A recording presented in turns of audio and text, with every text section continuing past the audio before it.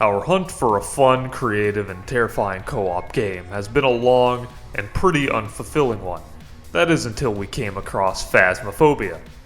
This early access title is looking to push the boundaries of the co-op horror genre with a mix of investigation and environmental terror. Let's start with the basics of Phasmophobia.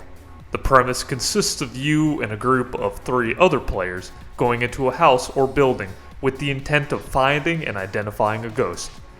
Most of the maps are your typical eerie suburban home, which eventually works up to bigger maps like the asylum or a school. Each of the locations are extremely detailed and actually feel like you're in a house or an abandoned school. The architecture is believable, and the little details like the family pictures, wallpapers, dinner tables, and the paint cans in the basement completely sell the idea and make it all the more immersive. There are currently 10 different types of ghosts which all act differently. Some may be shy and rather inactive, while others will be much more aggressive towards the players. These are the scariest kind. I love the idea of not knowing what to expect when you enter an area. The only information you are given before you enter a house is a series of bonus objectives for money and the first and last name of the person who's haunting the building. One of the best features of Phasmophobia is the voice system. Everything you say can be heard by the ghost, and you could use this to agitate the ghost by saying its name or asking it to show you some signs. This adds another level of immersion and truly feels like you're being watched and heard by the ghost at all times. Another awesome tidbit is the fact that there are certain trigger words that may cause the ghost to be more aggressive than usual. I won't spoil these for you, but it's definitely worth mentioning. As you enter the map, you and your team will have to use a series of items to find the ghost. These include EMF readers, thermometers, cameras, video cameras, spirit boxes, flashlights, UV lights, and even crucifixes if things get ugly. You can only hold a few items at a time, which adds a small layer of strategy as you distribute the different items amongst the 3 or 4 of you before you enter the house. When you're inside the house, you'll go through a series of trial and error as you attempt to find clues such as fingerprints and freezing temperatures. What sounds boring on paper is actually quite tense and fun in such a mundane setting with the ghosts lurking about.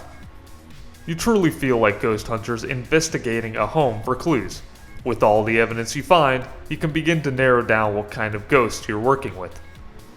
This game does an excellent job at being random and unpredictable with the ghost. You have no idea if the ghost is behind you or if it's hiding around the corner. The darkness, the ringing of the EMF readers, and flickering of the lights can absolutely be nerve-wracking, especially in VR. Speaking of VR, if you have a VR headset, it's highly recommended that you hop in for this one.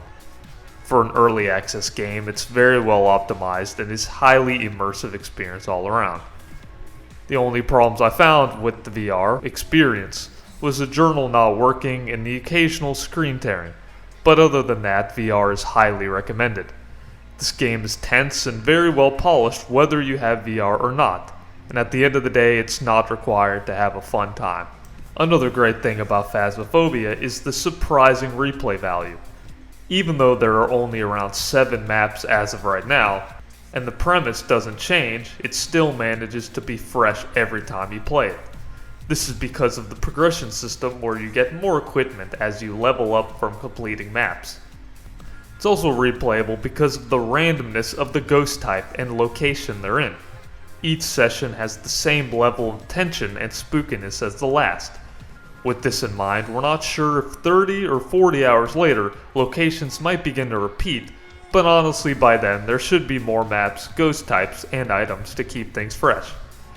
As for the negatives of Phasmophobia, the game does suffer from a few animation glitches, clipping, and some bugs. The journal and in-game options menu could use a rework as well.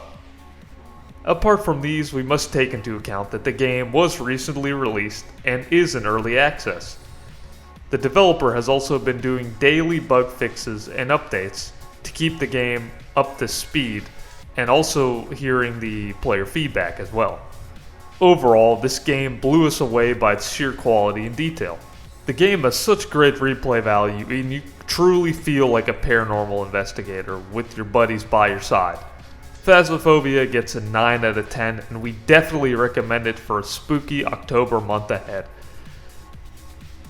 Thank you very much for watching. Let us know below what you think of the game, and if you would like us to review other games. Have a great day, and we look forward to having new October content coming up very soon. We'll catch you all next week. Goodbye.